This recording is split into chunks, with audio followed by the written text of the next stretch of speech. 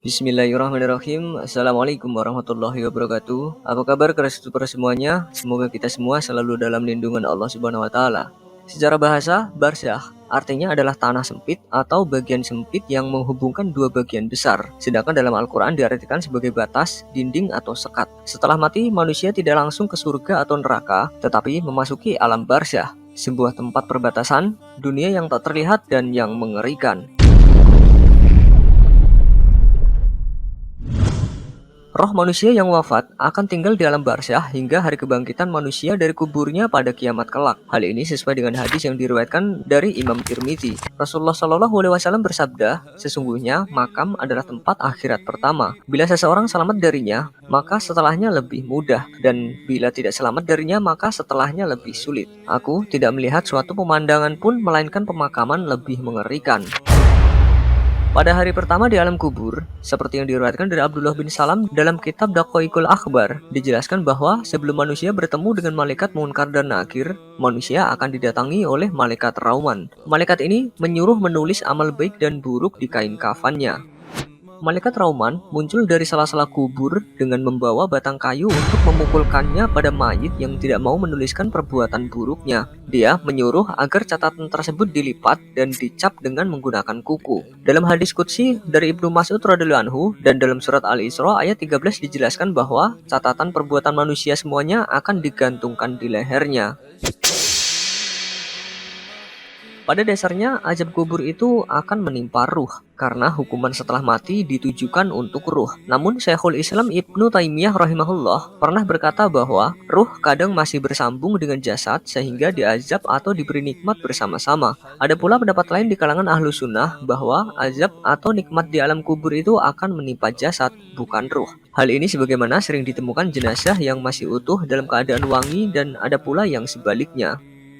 Jumhur ulama sepakat bahwa setelah jasad dikuburkan, Allah akan mengembalikan ruh pada jasadnya. Ibnu Hajar rahimahullah menyatakan bahwa roh itu akan dikembalikan pada setengah badan yang bagian atas. Namun, amatlah mudah bagi Allah untuk mengembalikan roh mayat ke kondisi asalnya. Sebagaimana dalam hadis Sahih Muslim, Rasulullah Shallallahu Alaihi Wasallam pernah bersabda kalau dulu ada seorang laki-laki berpesan kepada keluarganya untuk membuang sebagian tubuhnya di daratan dan sebagian lagi di lautan. Kemudian Allah Subhanahu Wa Taala memerintahkan daratan dan lautan agar menyatukan kembali jasad orang tersebut di alam barzakh. Manusia di alam barzakh akan kembali ke bentuk semula dan bisa berbicara ketika ditanya oleh kedua malaikat Munkar dan Nakir. Mereka akan menanyakan, siapa Tuhanmu, siapa nabimu, dan apa agamamu. Ada perbedaan pendapat yang menyebut jika yang mereka datangi yaitu orang mukmin yang diberi taufik, maka yang datang yaitu para malaikat yang bernama Mubasyar dan Basyir. Apabila yang meninggal adalah orang munafik, Umar bin Khattab radhiyallahu anhu diberitahu bagaimana menyeramkannya malaikat Munkar dan Nakir. Mereka berdua menggali tanah dengan taring-taringnya, menghamburkan tanah dengan rambutnya, mata mereka seperti kilat yang menyambar, suara mereka seperti petir yang menggelegar. Keduanya membawa palu gada yang jika semua penduduk Mina berkumpul, mereka tidak akan mampu mengangkatnya.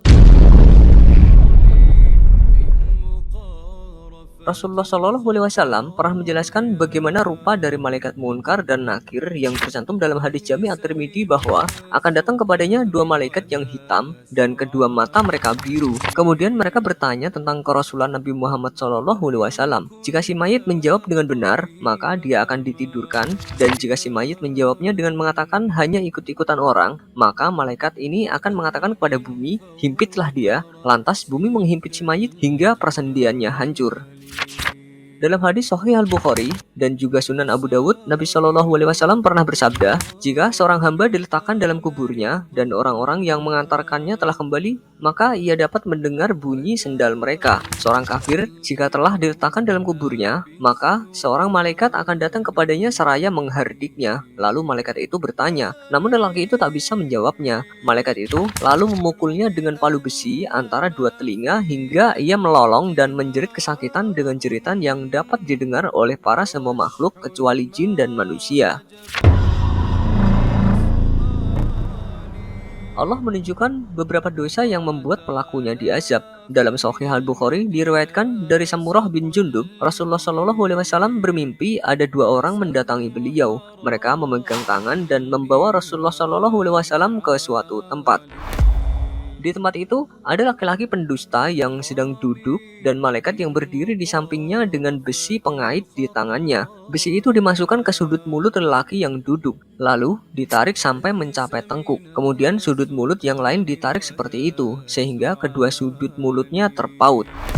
Lalu Rasulullah SAW berjalan sampai bertemu dengan seorang lelaki yang ketika hidupnya mengabaikan Al-Quran. Dia sedang berbaring dan ada malaikat yang berdiri dekat kepalanya sambil memegang batu. Lalu dengan batu itu ia menghancurkan kepala lelaki itu. Batu itu pun menggelinding, lalu malaikat pergi untuk mengambilnya. Ketika malaikat itu kembali, kepala laki-laki yang hancur tadi sudah menyatu kembali dan pulih seperti sedia kala. Lalu malaikat memukulnya lagi. Rasulullah SAW lalu berjalan dan sampai ke sebuah sungai darah yang di dalamnya ada seorang lelaki pesina yang berdiri. Dan di pinggir sungai ada malaikat yang di hadapannya ada batu. Jika lelaki itu ingin keluar dari sungai, malaikat di pinggir sungai melempari mulutnya dengan batu sehingga ia kembali ke tempat semula. Setiap kali ia akan keluar dari sungai, ia dilempar dengan batu sehingga kembali lagi.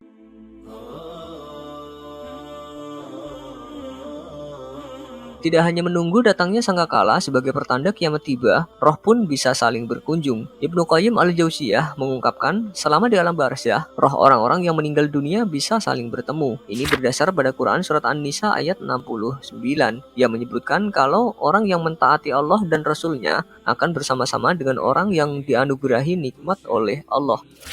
Di tempat persinggahan ini, manusia bisa melihat dunia dan bisa melihat akhirat. Hal ini didasarkan pada surat Az-Zalzalah ayat 6-8 bahwa pada hari itu manusia keluar dari kuburnya dalam keadaan bermacam-macam, supaya diperlihatkan kepada mereka balasan pekerjaan mereka. Barang siapa yang mengerjakan kebaikan seberat zarah pun, niscaya dia akan melihat balasannya. Dan barang siapa yang mengerjakan kejahatan sebesar zarah pun, niscaya dia akan melihat balasannya pula. Selain mendapatkan siksa kubur di alam barzakh, menurut surat Al-Mu'min ayat 46, manusia juga akan diperlihatkan surga dan neraka. Bahkan meskipun diperlihatkan, tetapi sudah ada yang terkena imbasnya, terutama bagi mereka yang suka berbuat dosa seperti Firaun. Ibnu Qayyim mengungkapkan, roh terbagi atas dua macam kelompok. Roh yang mendapatkan siksaan akan disibukkan dengan siksaan yang menimpanya. Mereka pun tidak bisa saling berkunjung dan bertemu. Sementara roh-roh yang mendapatkan kenikmatan mendapatkan kebebasan dan tidak terbelenggu. Sebagaimana dikatakan oleh Ibnu Qayyim, ada roh yang ada di Iliyin, yang paling tinggi di Al-Mala'ul A'la, yaitu rohnya para nabi yang memiliki tingkatan. Serta roh yang ada di bumi dalam keadaan hina, mereka tidak pernah meninggalkan bumi. Roh yang hina ini terikat dengan bumi dan tidak akan bisa berkumpul dengan jiwa yang memiliki sifat langit. Ada golongan khusus yang tidak mendapatkan kenikmatan maupun siksaan di alam barzakh. Mereka adalah anak-anak, orang gila, orang yang jauh dari lingkungan Islam sehingga tidak menyadari kebenaran Islam dan bukan musuh Islam, serta orang yang belum pernah mendengar nama Nabi Muhammad SAW adalah pembimbing sejati yang diutus oleh Allah. Orang-orang seperti ini tidak akan ditanya dan hanya akan ditinggalkan dalam kondisi seperti tertidur lelap, dan Allah akan memutuskan tentang mereka pada hari penghakiman. Wallahu a'lam bishawab. Wassalamualaikum warahmatullahi wabarakatuh.